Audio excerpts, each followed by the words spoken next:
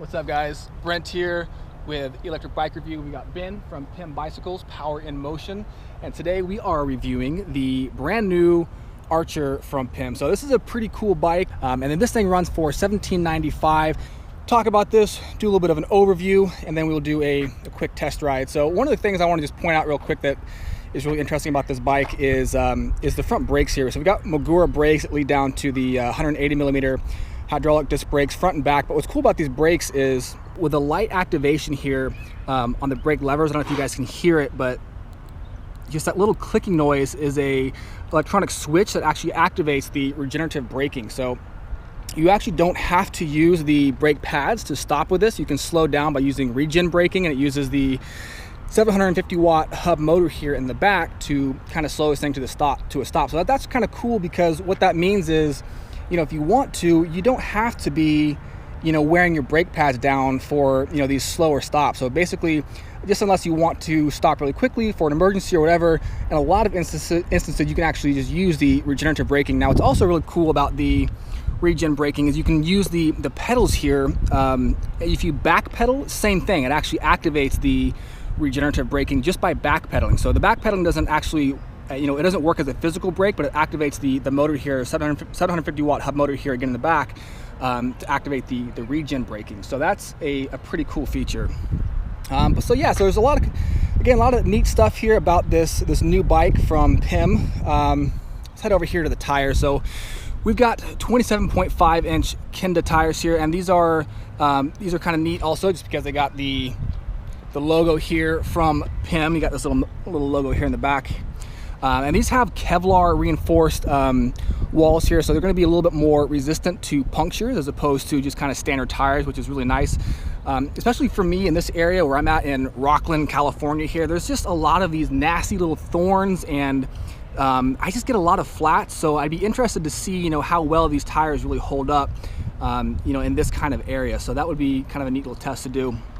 So for the shocks here, the suspension, we've got Magura suspension. I don't know exactly how much travel we have in this. Did we ever find that out, what the travel was on this? I'm not sure. I have to look that up. Okay, well, we can look that up, and we'll include that in the written portion here of the write-up. But these are adjustable shocks here in the front. They're air shocks. You can pump them up. You can adjust the tightness, just, you know, for the rebound. You know, if you want to reduce dive, if you're you know, a heavier rider.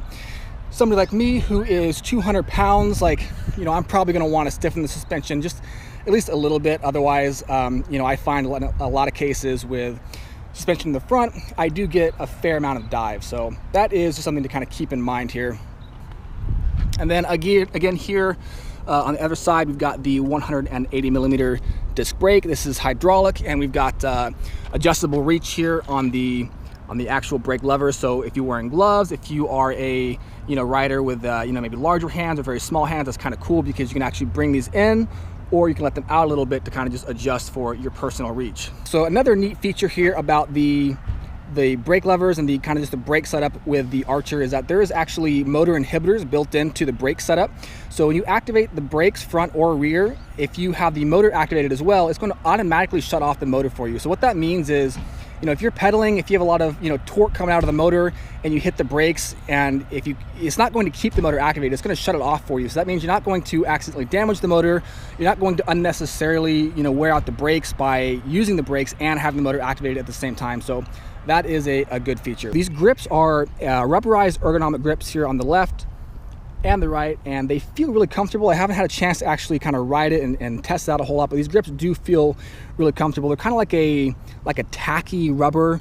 They almost feel like an Apple cord, you know, if you guys own like a MacBook or an iPhone. That's kind of the rubber that it feels like right here on the grips. Now we got the handlebars up here. These are aluminum core Durox handlebars.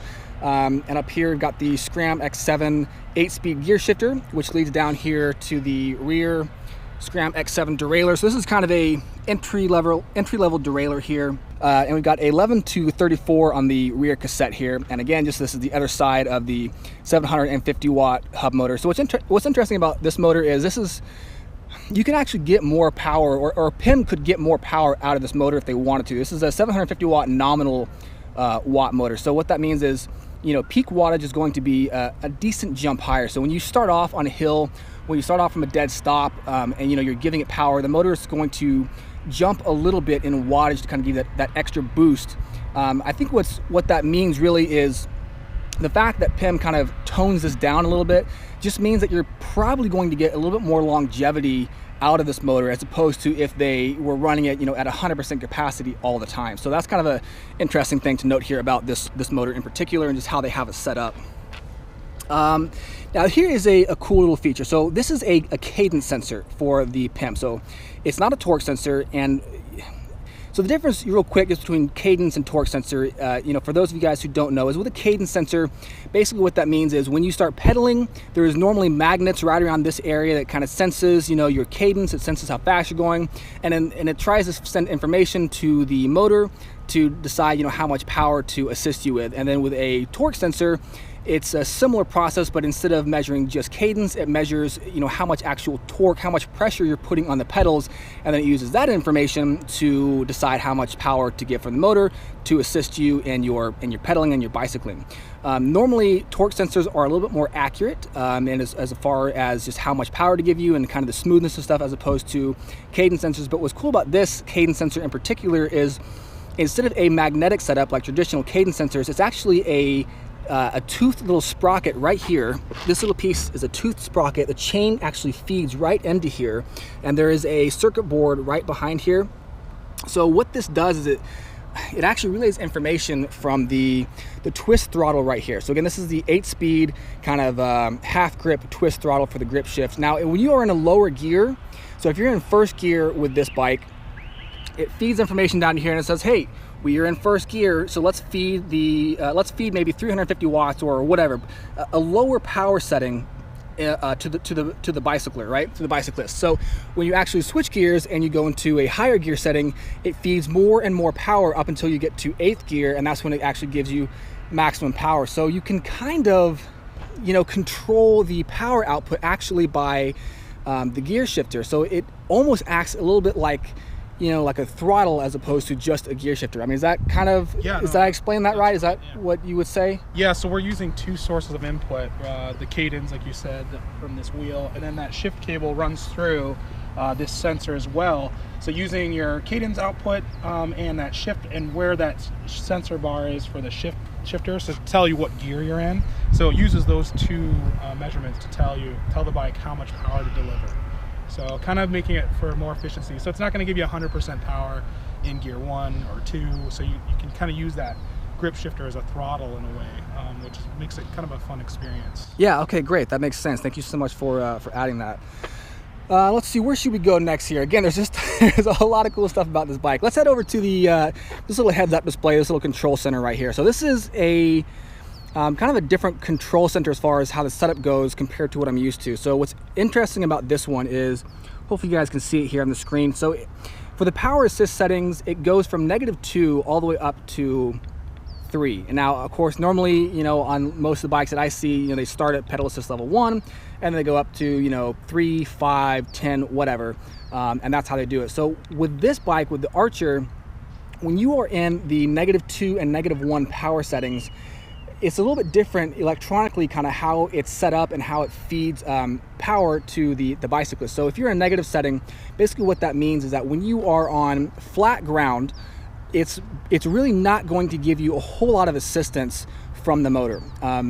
However, when you start to climb a hill, the bike senses that, and then it will start to feed you power. Now, also what's interesting about being in a negative setting here, the -2 or the -1, is that when you're going downhill, it automatically activates the regen braking, so you don't have to hit the brakes, you don't have to backpedal, but it automatically starts to feed power back into the battery. So that is what's cool about these negative settings, and basically kind of the feel that I get here from Ben is that if you want to maximize the range that you can get out of this thing, stay in a lower power setting, and that's going to kind of help maximize the range.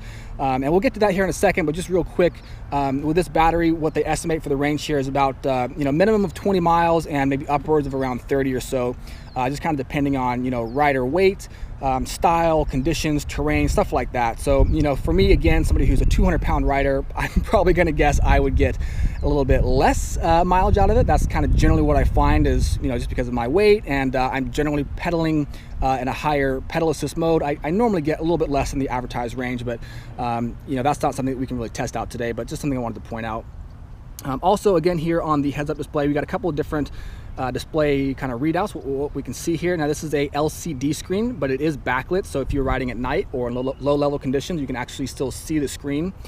So here in the middle, we've got the current miles per hour. Now, we don't have a way to see average miles per hour or your max speed, but you do get a nice readout of what your current speed is, and that's the number here right in the middle. And then the top speed of the Archer here is 25 miles an hour with the pedal assist. And again, something to note is that this is a pedal assist only bicycle, so there is no throttle, it's only pedal assist. In the bottom left, we've got the gear setting, and again, it goes, or the pedal assist setting, I'm sorry, and it goes from -2, again, all the way up to level 3. On the right-hand side here, we've got the time spent on this current trip. And in the top right, you've got a 5-hash battery indicator to tell you how much battery you got left. And on the top left, we've got the odometer. So there are 35 miles in total on this particular bike right here.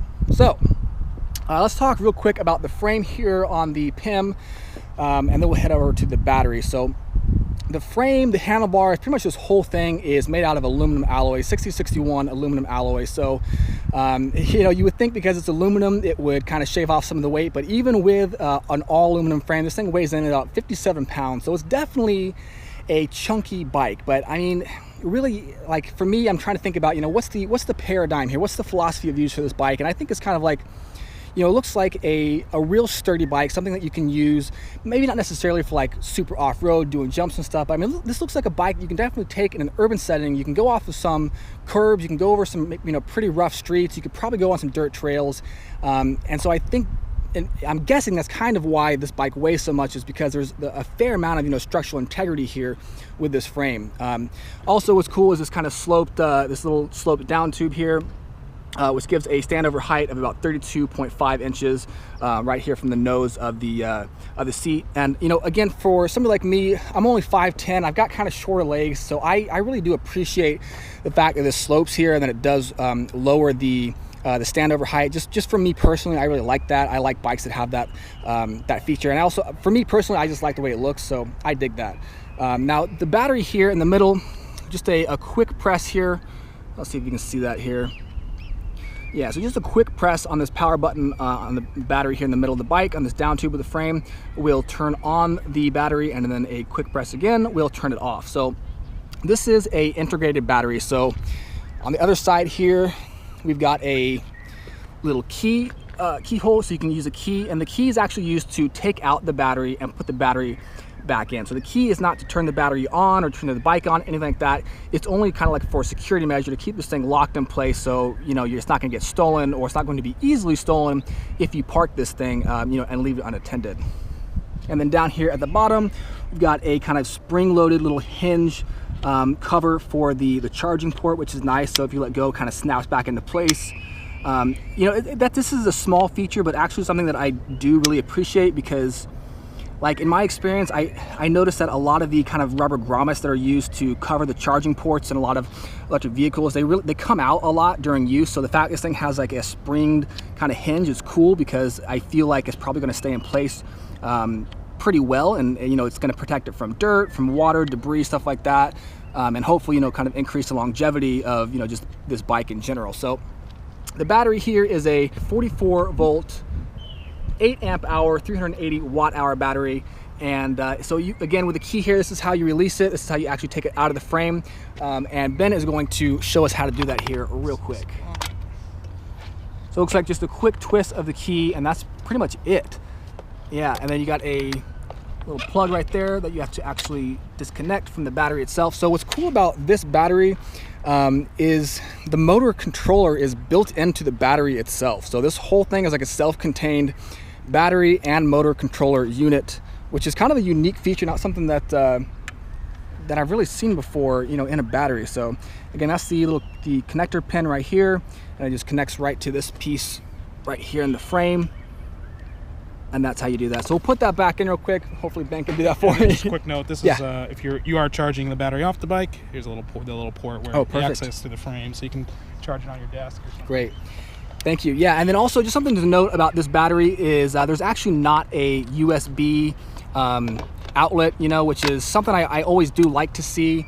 I wish it did have that. That'd be kind of cool, because with a USB port, you know, if it does have that, what's interesting about it, what's cool about it is, you know, you can put accessories up here in the handlebars and the bike, whatever, and you can charge it from the battery. But, you know, not a big deal, but just something I wanted to point out is that this battery in particular does not have a USB charging port.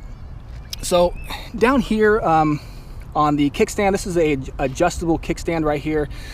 I think it's some sort of like aluminum steel alloy. Like, it feels a little magnetic, but not super magnetic. So I'm not really sure what the material is right here. The pedals are actually really nice pedals. They're Welgo pedals. They are aluminum, and they've got these really nice teeth. So it's just really grippy when you're actually trying to pedal with this. Also, the bearings here for the pedals, the bearings on the stem, these are sealed bearings. So what's good about that, the fact this has sealed bearings, is you know, it's kind of a little bit higher quality pieces right there. And what that means is that, you know, it's going to be more protected from stuff like debris, stuff for you know, like water, moisture, stuff like that. And it's just going to really kind of keep it from rusting, keep it from gunking up. And again, it's just kind of one of those, you know, one of those pieces that's going to hopefully increase the overall just longevity of the Archer here. And then here for the seat, we've got a core seat, which feels, you know, pretty plush, and it feels like it's going to be a comfortable seat. I'm excited to try this out. And then to adjust the seat post height here, we've got a quick release lever. So you just pull this thing, adjust your seat, and then clamp it back down. Good to go. So you don't need a tool. You don't need anything besides just releasing this lever, adjusting it to where you want, and then you're set to go. So Ben actually wanted to point out one thing here real quick before we take this thing on a test drive. Yeah, so you know, this thing, it's not a light bike, but you know, we built it to really last. One of the things here, like that you can just see in the axle size, it's oversized axles, 12mm axle actually going through, so it's really built tough. And you know, the torque, it's really set in there, so it's not gonna ever, you know, spin out on you. And then, you know, on the front too, you know, you got through axles as well. So cool, great, man. Thank you so much for adding that. I appreciate it. yeah. All right, well, we're gonna cut here real quick, and then we're gonna take this thing out for a ride. I'm gonna put on my helmet, and we're gonna see what this thing actually looks like in motion. All right, so we are starting off here. I'm gonna start off in the -2 mode, just to kind of see what it feels like. We are in bottom gear, we're in first gear, and we're gonna just kind of take off here off the start. So pretty much immediately, even though I'm in a negative gear, I mean, I can feel the motor activating just a little bit.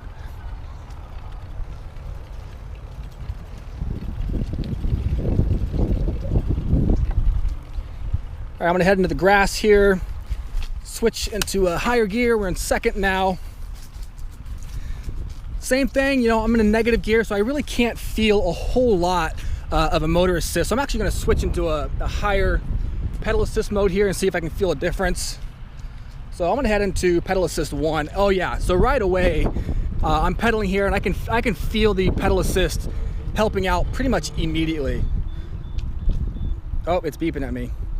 Okay, so if I start pedaling here, as soon as I start pedaling, pretty quickly the motor activates, and then when I stop pedaling, again, it stops pretty quickly. So let's start off at a slow speed here. So we're starting slow. Yeah, as soon as I get any pedaling, boom. I mean, it's almost like instantaneous. All right, so we are in first gear, or we're in the first pedal assist mode, going 10 miles an hour. So I'm going to switch to a higher gear here. Again, we're in second gear. Let's go ahead and switch to third. Head over into the grass. Oh yeah. So again, this is a 750 watt motor. It feels, you know, pretty powerful just going through the grass here. I'm in third gear. And again, remember that the lower gear that you're in, the less power you're actually getting from the motor. So let's switch to a higher gear. Yet again, we'll be in fourth gear here. There's fourth. There's fifth. Yeah, oh wow, man, you switch into fifth gear and the power really ratchets up. Okay, sixth gear, seventh, eighth gear. Yeah, so that, you know, switching gears from first to eighth, you can really feel a difference in power.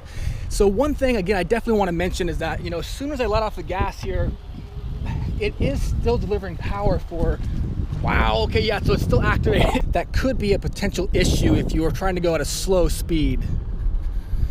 So we're in eighth gear here, going about 10 miles an hour. And this is flat terrain. and I really just kind of want to see what the braking is like here. So this is just using the rear brakes here. Let's see what we can do with one hand. Oh yeah, okay, the brakes are the brakes are really strong on this. So now I am in the -2 pedal assist mode. There's a slight downhill coming up, and I want to test out this kind of automatic regen braking and see if this thing really works, you know, as advertised. So we're heading over here to a little bit of a decline. So I'm not pedaling at all. I'm just letting it coast. I'm trying to see if I can detect the automatic regen braking. And yep, there it is. I can kind of feel a little bit extra drag. It's slowing down just a little bit. Kind of staying at a steady 10, 11 miles an hour. Okay, so that's interesting.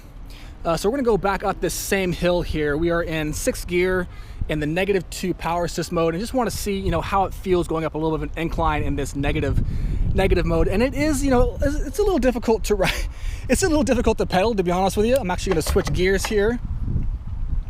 But without the extra pedal assist, I mean, this does feel like a pretty heavy bike. So I'm going to switch back up to a higher pedal assist mode. All right, so something I want to try real quick is actually stopping with the regen braking on the lever here. So we're going to try that out with just a little bit of an activation.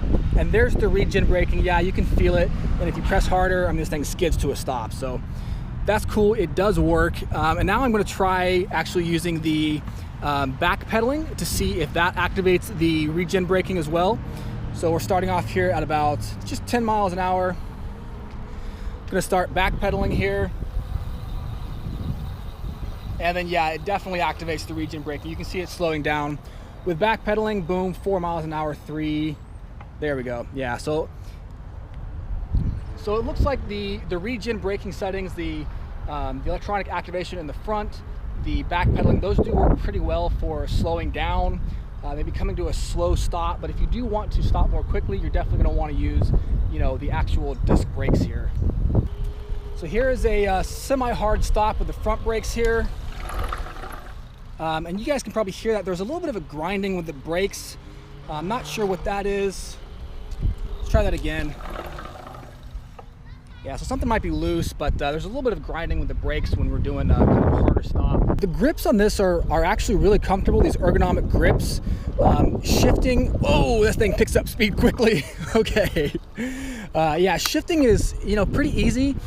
With this, again, because it's kind of an entry-level derailleur, you don't want to be shifting, you know, all the gears at once, just maybe 1 or 2 at a time, 7th gear, 8th gear, stuff like that. So we're going to switch back down to a lower gear here. And we're going to slow down a little bit. Man, the braking on this is really strong. All right, guys, so that was just a quick test ride here with the new Archer bike.